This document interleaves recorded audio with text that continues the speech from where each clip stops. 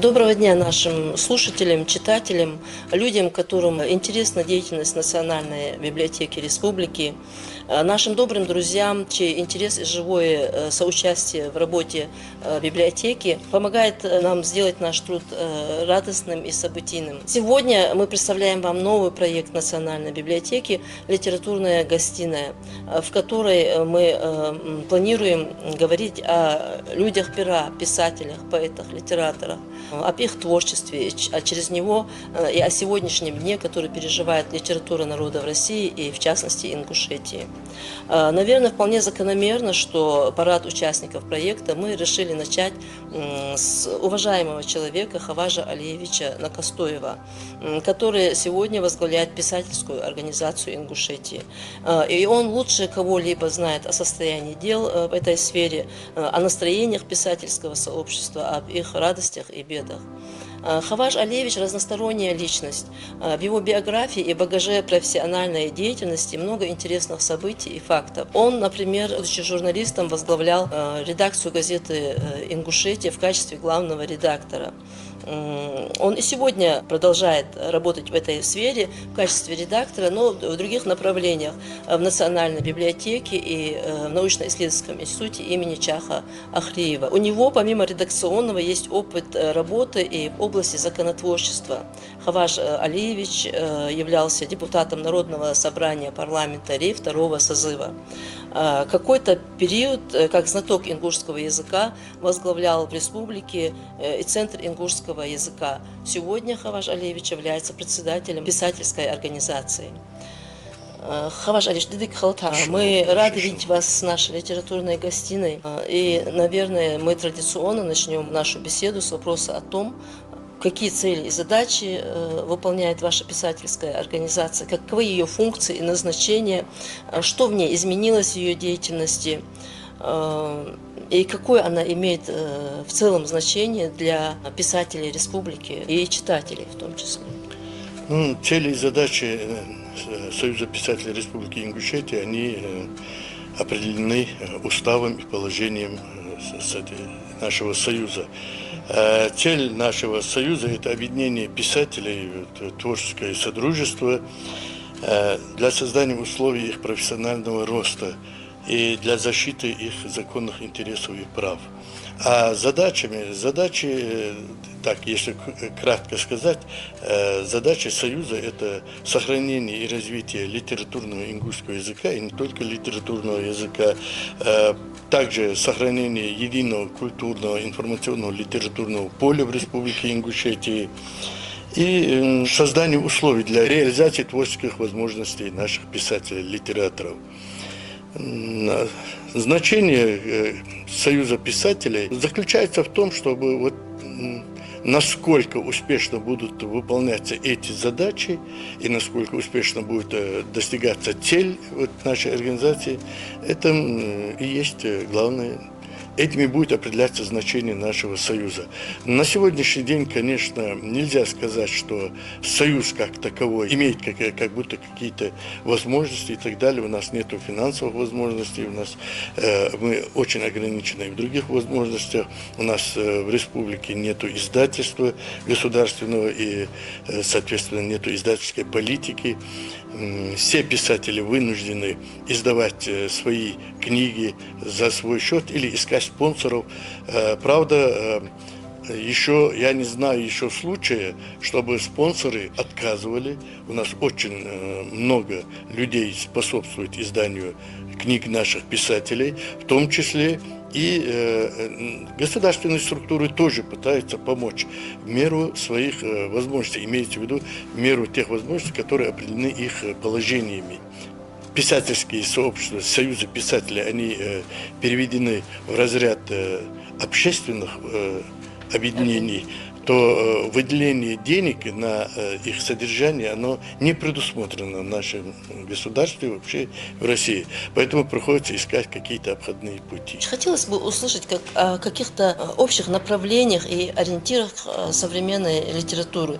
Вот бытует такое устойчивое мнение, что литература все время находится в состоянии какого-то кризиса. Мне кажется, это длится очень продолжительное время. Можем ли мы сказать, что нынешняя нынешняя литература соответствует запросам времени. Какая она, ингушская литература сегодня?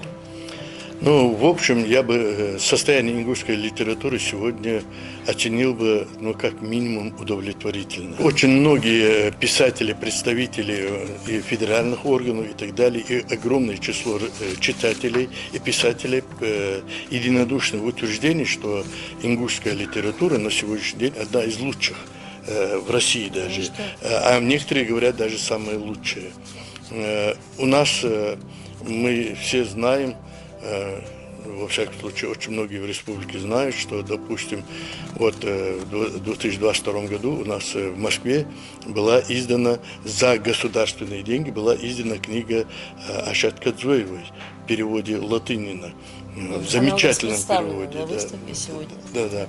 «Родина во мне». Эта книга получила единственная среди всех, это был проведен конкурс, и она единственная получила 70 баллов из 70, возможно, высшие оценки. Все 7 экспертов поставили ей высшую оценку. Это единственная книга, которая заслужила такую оценку. Это тоже очень о многом говорит. У нас вот другой молодой, тоже начинающий поэт Татриев Исрапил, он тоже вот выезжает и на конкурсы и всегда привозит призовые места, а часто и первые места привозит. Кроме этого, многие поэты вот соглашаются переводить стихи наших поэтов даже на бесплатной основе. Это для того, чтобы это было вот нашим слушателям было ясно, вот я вот скажу, перевод одной строки поэтического произведения с языка на язык, он стоит до 100 рублей. Одной строки. Они целые стихотворения переводят бесплатно. Это тоже о многом говорит. На русский язык. На русский язык, да. Так что наша литература, она уже признана хорошей литературой, неплохой литературой. Но, с другой стороны, конечно, и у нас есть недостатки в нашей литературе. Далеко не все поэты вот, соответствуют уровню вот этих названных мной. Есть, конечно, и хорошие, и другие поэты. Я просто 2 человек назвал, а так-то у нас очень много хороших. И поэтов, и писателей, и особенно детских писателей. У нас есть хорошие детские писатели. Но есть и, конечно, недостатки в нашей литературе. Они, читатели, замечают, обсуждают, и бывает и так.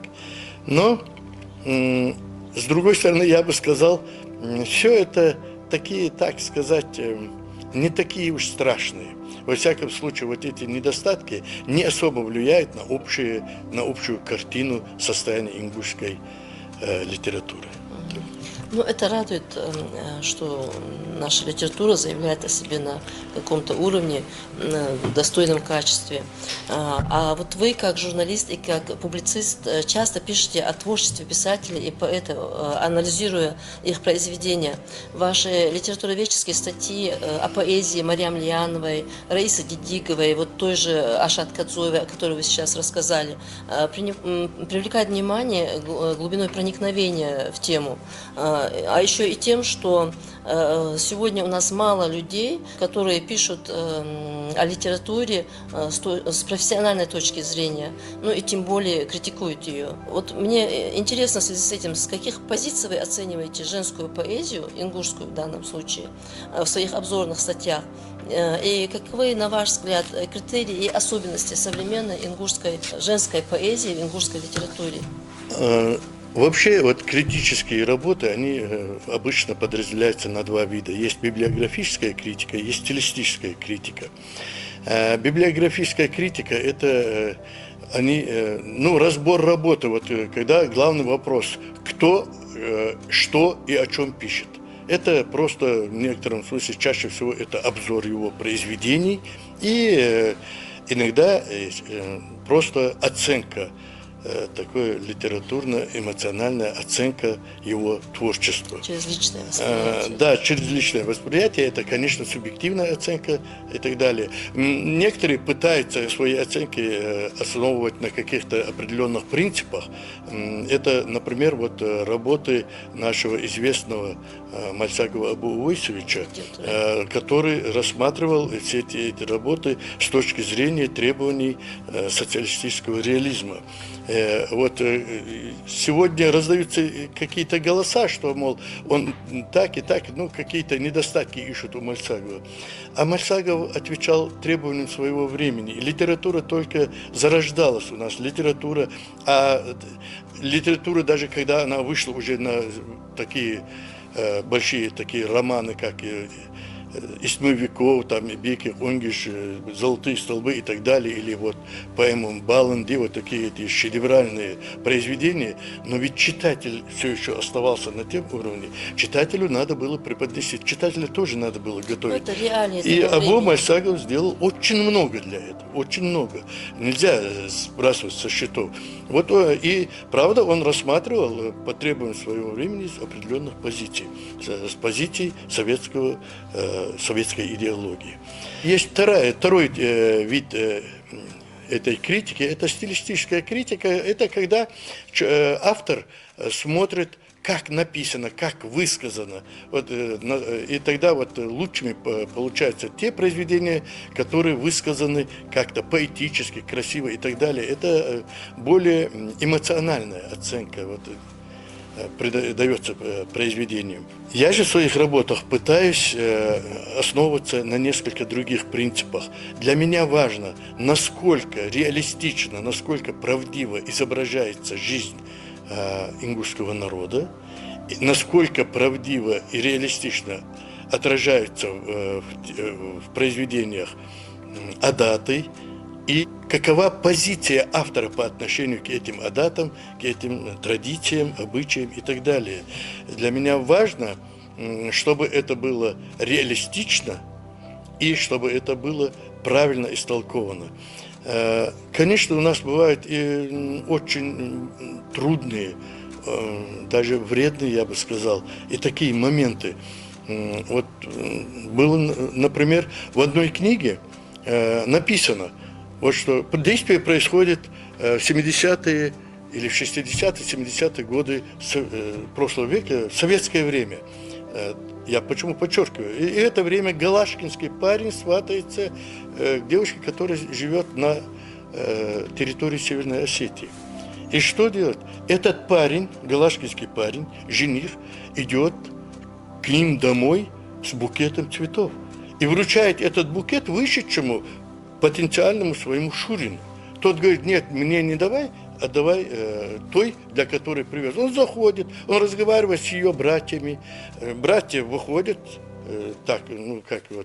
совещаются и соглашаются. И говорит: присылать такого-то дня сватов, вопрос решен. Мы согласны выдать за тебя девушку. И это при том, что у этой девушки еще и отец, и мать живы. Никто ни с кем не советуется. Более того, мало того, что галашкинский парень, да вообще ингуш в те годы вообще цветов не касался, это одно. Но более того, у него получается, что они все, эти три брата, этот жених уже, или без 5 минут зять, и невеста садятся за один стол обедать. Это, конечно, нельзя. Мне когда такие вещи обсуждаешь, многие говорят: а просто человек хотел подсказать ингушам, что можно и так. У нас же это сватовство очень трудный процесс. Можно полегче Ну, так. у нас же и комсомольские свадьбы бывали в пору, да? Да, но все равно до того же не опускались. Да, это же все-таки были какие-то показательные Да. примеры, да, того периода. Родственники невесты не присутствовали. Для нас они не стали традиционными, да. Для нас они Да. не стали традиционными. Они говорят, может, писатель хочет подсказать и хочет показать, что можно и так. Ведь так легче, да, действительно. Я обычно отвечаю: легче не значит лучше. Нельзя этого допускать. Нельзя этого не то что подсказывать, но даже допускать. А потом пройдет лет 50-100, нам будут доказывать: а вот же у вас же писали, значит, у вас так было. Вот это, конечно, мне хочется так-то пресекать. Вот для того, чтобы внести полную ясность, я бы добавил еще один момент. Я обычно говорю о положительных сторонах того или другого произведения, которое я представляю, если или презентую и так далее. Или на публику выношу его положительные стороны. Об отрицательных сторонах данного произведения я обычно говорю с человеком, с автором один на один. Конечно, не всегда мои замечания принимаются. Ну, Бог им судья, так уже быть. Народ все равно потом рассудит. Не хочется так обижать людей вот этим, тем, что вынесешь их на публичное обсуждение. Но такие моменты у нас в литературе присутствуют. Я согласна с вами, Хаваш Алиевич, относительно того, что в произведениях мы прежде всего должны искать национальные особенности, национальный корень и соблюдение традиций, наверное. Без этого литературу трудно будет называть ингушской, хотя мнение отдельных людей тоже никто не отменяет. Мне хотелось бы, возвращаясь к вопросу о состоянии литературы России в целом, процитировать председателя Союза писателей России Николая Иванова, который в одном из интервью, отвечая на вопрос журналиста о прозе нового времени, о том, какими должны быть новые книги и как вернуть прежнюю высокую культуру чтения в России, говорит о том, что сейчас мы переживаем время засилия псевдолитературы, когда в погоне за легким рублем поставлено легкое чтиво на конвейер. И он выражает опасение, что такое явление может отвратить читателя от чтения серьезной литературы. И резюмируя это свое мнение, он приходит к тому, что должно быть такое триединство: умный писатель, умный издатель и умный читатель. Вот как у нас обстоят дела с этими категориями? Есть ли у нас издательство, которым мы можем сегодня поручить издание книги? И какой он современный ингушский читатель тоже?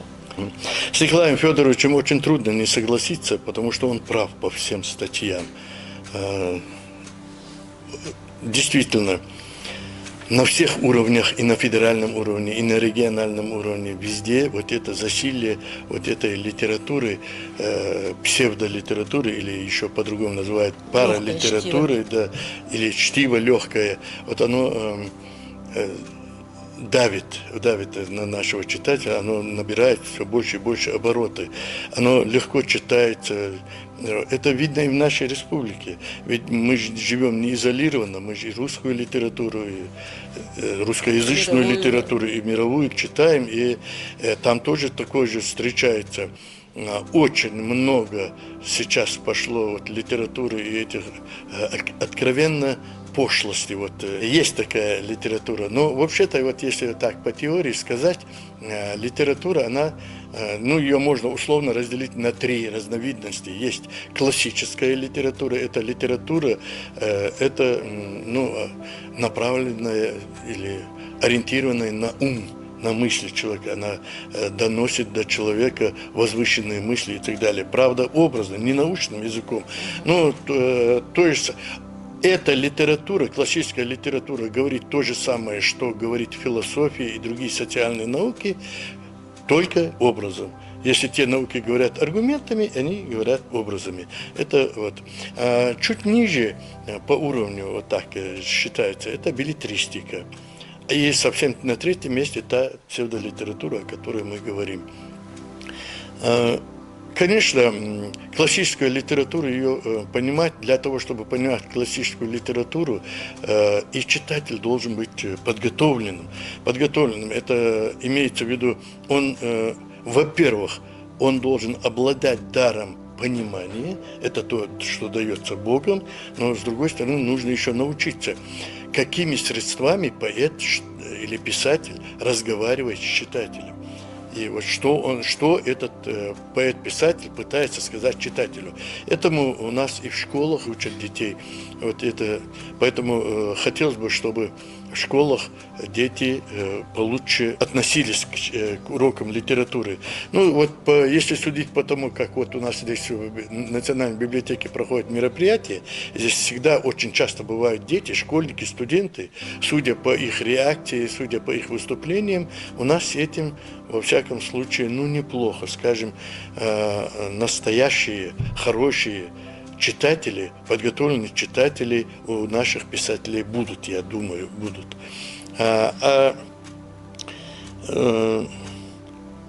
Что сказать?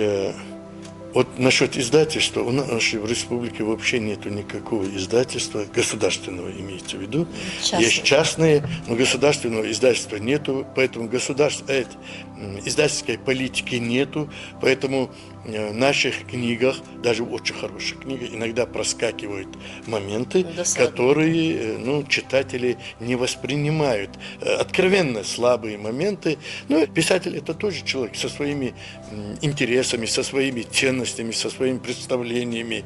И писатели, они в основном, они же вот в некоторой оппозиции к обществу, к своему времени находятся, и им очень трудно.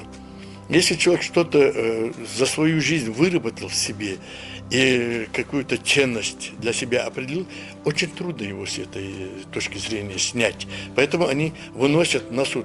А потом читатели говорят, и в интернете говорят, и в отзывах говорят, и в лицо говорят, вот этот момент не надо было выносить.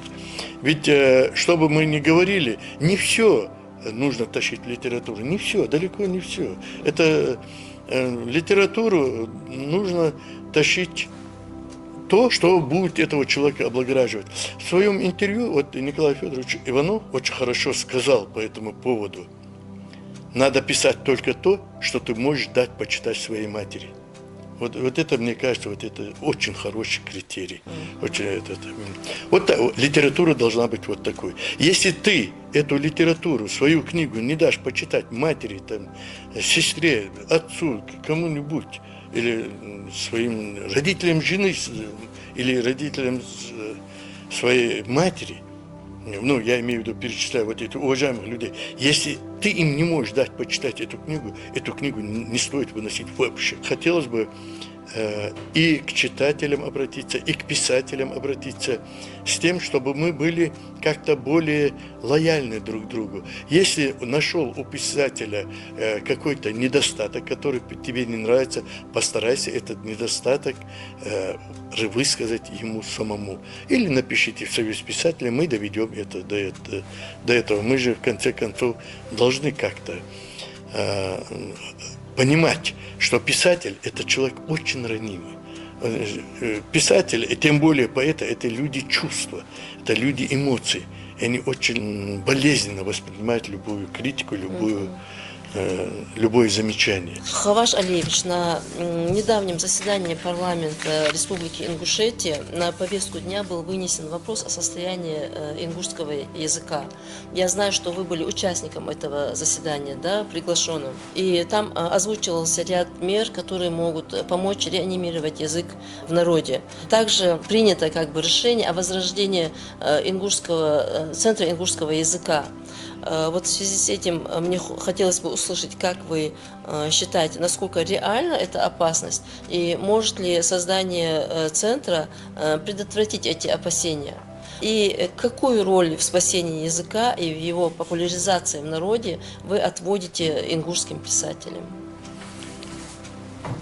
Но опасность потери ингушского языка, конечно, все-таки сохраняется. Что бы мы ни говорили, общие тенденции мы не можем отменить. А они говорят, если на данном языке разговаривает меньше 500 тысяч человек, то язык находится в зоне опасности, в зоне вымирания. А у нас это, конечно, это присутствует. Многие говорят, да ничего, у нас язык зафиксирован письменностью, литературой. Да, зафиксирован, но этого же мало, на язык надо еще разговаривать. Это же не жизнь, это письменность. Огромное число документов, древнегреческие языки и так далее, и так далее. Вот эти языки, они на сегодняшний день, много языков вымерших, хотя письменность на этих языках сохранилась. И древнешумерская письменность, а есть еще письменности, которые до сих пор не расшифрованы. То есть смерть языка, она может наступить даже при наличии большой литературы. Поэтому на языке надо разговаривать, на языке надо работать. Это первое. Опасность сохраняется. Но будем надеяться, что она не фатальная опасность. С другой стороны, о центре ингушского языка. Центр ингушского языка был создан еще в 2003 году И несколько лет спустя я возглавил этот центр, и вплоть до его ликвидации был в этом центре. Я хотел бы еще раз, я часто говорил на встречах, еще раз немножко напомнить, чем мы занимались в этом центре. А то многие говорят, что вот вы ничего не выпустили и так далее, то есть центр бездействовал. Сначала центр был научный центр ингушский язык, но в связи с тем, что у нас есть научно-исследовательский институт, который занимается научными проблемами языка, решено было переименовать, сделали республиканский центр ингушского языка, и наши цели, задачи были изменены. Нам было сказано, не надо заниматься теоретизированием, занимайтесь практической работой. И мы внесли соответствующий устав этого центра и так далее. Надо было, работали практически. В чем заключалась наша работа?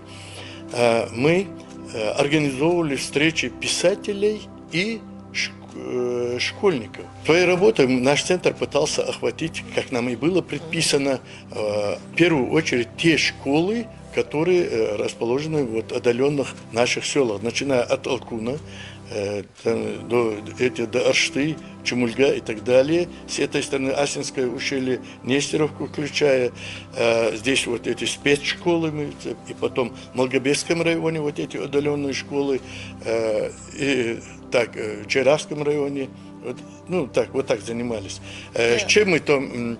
Мы встречу устраивали и делали вот так. Мы покупали подарки, а в последнее время вообще вот эти детские книжки.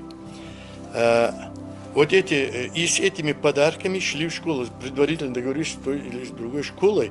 И вот этих школьников младших классов, с 1 по 4 класс, их собирали. И встреча там полчаса, минут 45, в зависимости от того, как дети устают там, и так далее. Это было свободное общение.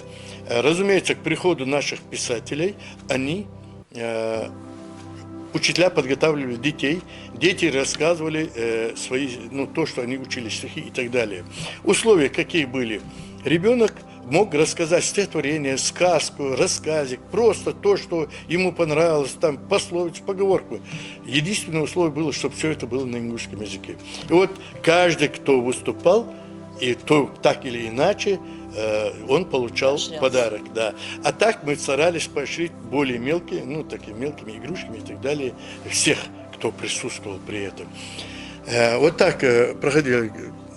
Это одна из форм. Да. Но я немножко логики не вижу, Хаваш, Сейчас потому что в глубинке, мне кажется, дети как раз-таки владеют ингушским языком лучше, чем вот здесь вот в более...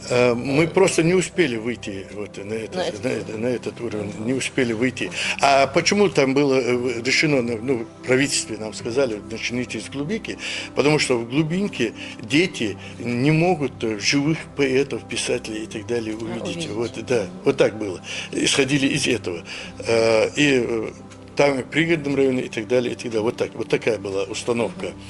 Я помню, после этого много раз, долго еще, вот эти дети, даже они уже немножко подросли, и через несколько лет, теперь уже многие школы закончили, они много раз спрашивали, вот и когда приедете, я новое стихотворение выучил, и так далее, и так далее. То есть мы старались пропагандировать вот этот язык, разговоры на ингушском языке. Хаваш Алич, наверное, нужны более глубокие меры для реанимирования языка, да? Я думаю, это должно быть на государственном уровне программа какая-то, поддержка государственная. Одними встречами же не решить этот вопрос. Какие параметры работы предполагает взять на вооружение нынешний центр ингушского языка? Если он будет возрожден, наверное, это будет зависеть от устава, положения и от того, кто будет там руководитель. Но со своей стороны я бы предложил ему продолжать это и в то же время еще заниматься. Мы-то занимались не только это действительно только одна сторона была. Мы же занимались еще и, оказывали юридическую помощь нашим арестованным, там, виноваты или не виноваты. У нас же вот всегда было вот их допросы проводить на ингушском языке, а потом переводить эти. Это тоже к нам обращались. И по другим вопросам, вот, по очень большому спектру вопросов. Но точно так же центр, он служил перевалочным звеном или средним звеном между практическими вот этими работниками. Вот, допустим, центр предложил все населенные пункты и указатели, которые стоят у въезда в населенные пункты, дублировать на ингушском языке. А потом нам же самим пришлось вот эти наименования возрождать, искать и как разрабатывать их правописание. Но это уже совместно с научно-исследовательским институтом. В принципе, это логично. И так далее. Вот такие вещи, языка, ингушский и русский. А вот эти предпосылки для создания есть у нас реальные, раз уж состоялось заседание на таком уровне? Ну, насколько я знаю, кулуарно, официально никто этот вопрос со мной не обсуждал, никто, во всяком случае, может, с кем-то еще не знаю. Но кулуарно говорят, все упирается в отсутствие финансов. Ведь для того, чтобы сохранить язык, какой он есть, этих мер, о которых я говорю, этого очень мало. Нам же нужны научные изыскания, нам нужно внести изменения в алфавит, нам нужно внести изменения в грамматику. А то у нас же вся грамматика подстроена под русскоязычную. И, допустим, вот примерно один пример. Ведь исследование показывает, что у нас нету причастия идеи причастия. А есть причастные идеи причастные. Вот, есть такие части речи, которые объединяют и причастные идеи причастные. У нас нету. Вот это глаголу была посвящена работа Барахоевой Нины. Вот она нашла в ингушском языке в своей работе только одно деепричастие – «эли». «Из-эли», да, арвалус, вот, «из-эли». То есть, вот это же не отражено у нас. У нас же очень много других вопросов. Все эти вопросы требуют финансового влияния. А финансов в республике... Да, и центр должен быть. Ну, это центр можно было организовать и при институте, или при университете, не имеет значения. Но кто-то же должен работать, кто-то же должен это двигать. И много таких вопросов. То есть центр занимался, я думаю, что центр мог бы заниматься более практическими вопросами, а не теоретизированием. Теоретические вопросы у нас научно-исследовательский институт, а практически, в принципе, почти никого. Приходится нашим ученым вот, заниматься, вот так, скажем так, на общественное начало вот этими разработками этих вопросов. Вот для средств массовой информации понадобились фамилии на ингушском языке. Так ведь эти фамилии надо собирать, кто-то же должен ездить, кто-то должен это собирать, а ведь научно-исследовательский институт этим не занимается. Вот центр этим занимался. У нас, вот, когда этот центр работал, сотрудник был этот Кадзуев Нурдин, он и с детьми и тогда, но тоже параллельно занимался этим. Он собрал огромное количество ингушских фамилий. Но ведь надо же это и было еще, он просто собрал, а ведь надо было еще и согласовывать. Потому что каждый человек говорит, а мы не так пишемся, вот, то какая-то буква подойдет, то не подойдет. Кому-то нравится, что через дефис, ханях-княх, а другому не хочет, без дефиса и так далее. А вот эти вопросы, кто-то должен им заниматься, согласовывать с научно-исследовательским институтом каким-то. Вот так. Поэтому центр, мое мнение, твердое убеждение, центр обязательно нужен. Центр нужен, нужна поддержка на государственном уровне и писательской организации, если мы действительно говорим о возрождении языка, о его реанимации, о том, что опасность его утраты велика. Аваж Алиевич, а как вы охарактеризовали бы роль национальной библиотеки в деле приобщения современного читателя к чтению, к пропаганде книги в наше время? Библиотека, как известно, это одна из основ государства, вообще-то это духовная основа государства.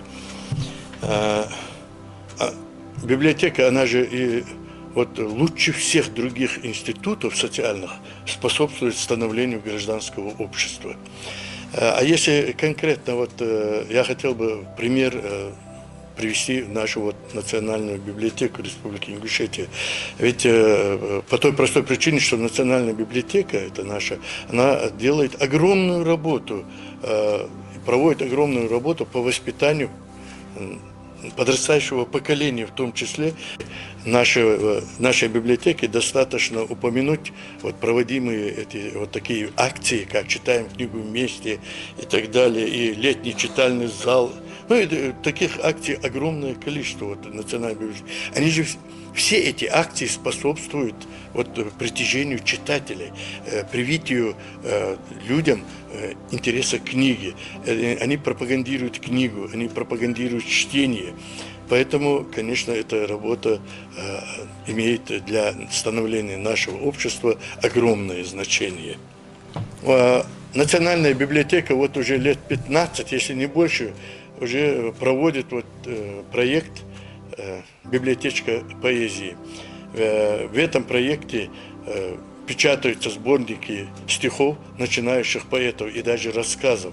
То есть для наших читателей библиотека открывает новых поэтов, которые еще не приобрели имя, о которых никому не известно, и которые вот, стесняются вынести свои произведения на суд широкого читателя. Библиотека этим помогает. Это, мне кажется, одна из самых значительных проектов, которые проводит Национальная библиотека. Хаваж Алиевич, в конце нашего проекта мы традиционно просим гостя обратиться с пожеланиями к читателям. Что бы вы пожелали читателю Ингушетии? Я бы пожелал читателям Ингушетии побольше читать и в первую очередь читать ингушских авторов. Читать, правда, не только ингушских, но и ингушских. И в первую очередь ингушских писателей, поэтов. Также я бы пожелал нашим читателям читать их внимательно, читать доброжелательно, добродушно, искать в их произведениях не недостатки, а то, что положительное. И пропагандировать, брать из этих книг наиболее положительное. Также я бы хотел пожелать нашим писателям вдумчивого и доброжелательного читателя. Хотел бы еще вот читателям сказать, знайте, что от того, как вы отреагируете на произведение писателя, очень многое зависит. Не только в судьбе этого писателя, но и в судьбе народа. Если вы из книги вынесете что-то умное и будете это внедрять в жизнь, это поможет нашему народу, нашему будущему, нашей национальности, нашему языку. Поэтому читайте, приобщайтесь к литературе, старайтесь каждую свою свободную минуту посвящать литературе, хотя бы по несколько страниц в день, если даже больше не получится. Ничего из прочитанного вами не пропадет. Ведь слово, оно может и убить человека, и оживить человека. Ведь ингуши знали силу слова. Не зря же у нас говорят, что ласковое слово может растопить лед на горе, иногда на горе Башлам. Точно так же мы знаем и силу слова с другой стороны, отрицательную силу слова. Опять же ингуши говорили, кинжалом можно убить одного, словом можно убить 9. То есть слово имеет огромную силу. Я бы хотел, чтобы вы, прежде чем сказать что-то плохое о человеке, в том числе и о писателях, подумали несколько раз, а стоит ли это сказать, а будет ли от этого польза. Иногда вы говорите правду, но не от всякой правды польза. Есть очень хорошее выражение. Правду надо подавать, как подают даме пальто, а не швырять в лицо, как мокрое полотенце. Если даже вы говорите правду, если даже вы расстроены, если даже вы настроены агрессивно, постарайтесь говорить как-то доброжелательно. Благодарю вас, Хаваж Алиевич, за время, отведенное нам, за участие в нашей литературной гостиной Национальной библиотеки и за интересные и обстоятельные ответы на адресованные вам вопросы.